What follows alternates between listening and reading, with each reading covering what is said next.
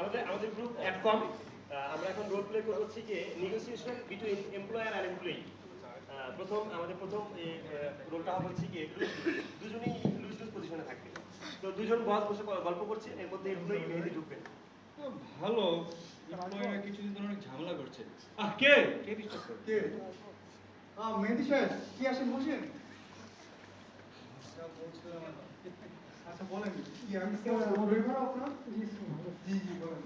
আমাদের নেক্সট প্রজেক্টটা স্যার কথা বলতে আসছেন স্যার। আগের প্রজেক্টটা তো স্যার সাকসেসফুলি কমপ্লিট হতো স্যার। স্যার আমাদের এখানে তো ভালোই প্রফিট হয়েছে স্যার। জি জি। স্যার আমি বলছিলাম স্যার যদি আমার স্যালারিটা একটু স্যার ইনক্রিজ করা যায় স্যার।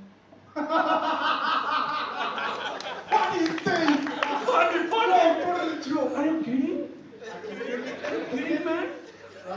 আপনি আমাকে বলেন যে আপনি আমাদের কোম্পানিতে মানে ইভ্যালুয়েট করছেন, আমরা আপনার কেন আপনার স্যালারিটা মানে বাড়াবো সেটা আমাকে স্যার আমি তো ঠিক মতোই কাজ করছি স্যার। আমাদের লাস্টের প্রজেক্টটা স্যার সাকসেসফুলি কমপ্লিট হয়েছে স্যার। আরে ভাই, আপনি অফিসে ডেইলি 5 মিনিট লেট করে আসেন, একটা সময় আপনি বিড়ি খাইতে যান না কই যান সেটা তো আমি আর জানি না। তারপর আবার আপনার বলছি 5টা পর্যন্ত অফিস করতে, আপনি 4:30টার মধ্যে ফুটুস। আমার কোম্পানি তো ভাই এমনি চলো না। স্যার আমি তো স্যার মাঝে মধ্যে স্যার 2-1 দিন পাবো। আরে শুধু তাই না, আমরা তো রিপোর্ট আপনার কাছে আছে আমার।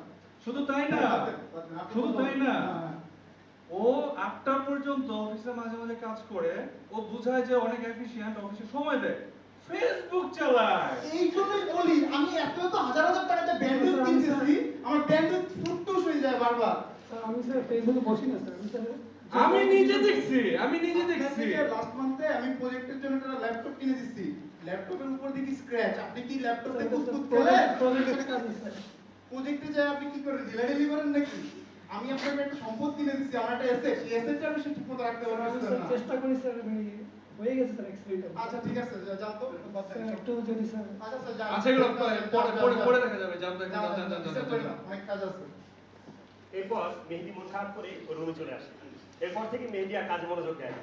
1 মাস পর আমরা দেখবো এমপ্লয়ারদের কি অবস্থা।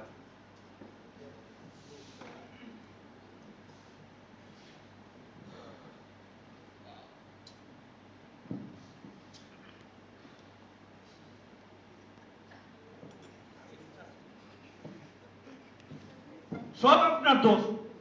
দোষ আমার? আমি তো জাস্ট চিন্তা করতেছিলাম কোম্পানি প্রফিট কিভাবে ধরে রাখা যায়। এমপ্লয়ীদের টাকা কেটে কি প্রফিট করা যায়? আমি আপনার জন্য কি অবস্থা? আমি বারবার বললাম যে মেহেদির মতো একটা ইফেক্টিভ একটা ছেলে, তাকে রাখলে আমাদের প্রোডাক্টিভিটি অনেক বেড়ে যাবে, কিন্তু আপনি কি করলেন?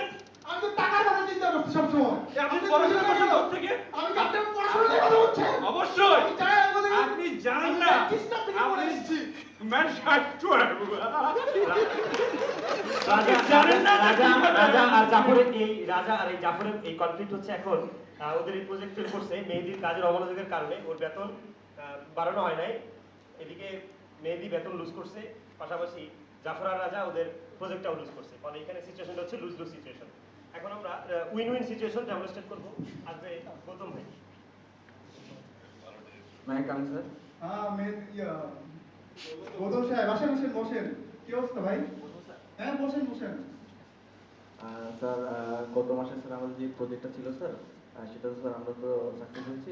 এখন তো স্যার আমাদের মানে ইমপ্লিমেন্ট হওয়ার কথা আর কি। আর গত বছর স্যার আমাদের ইমপ্লিমেন্ট দেওয়ার কথা ছিল, সেটা আপনারা পারেননি। তো স্যার এবার আপনাদের কি চিন্তা ভাবনা স্যার, কি প্রবলেম? আমাদের তো সামনে আর কয়েকটা প্রজেক্ট আছে তাই না?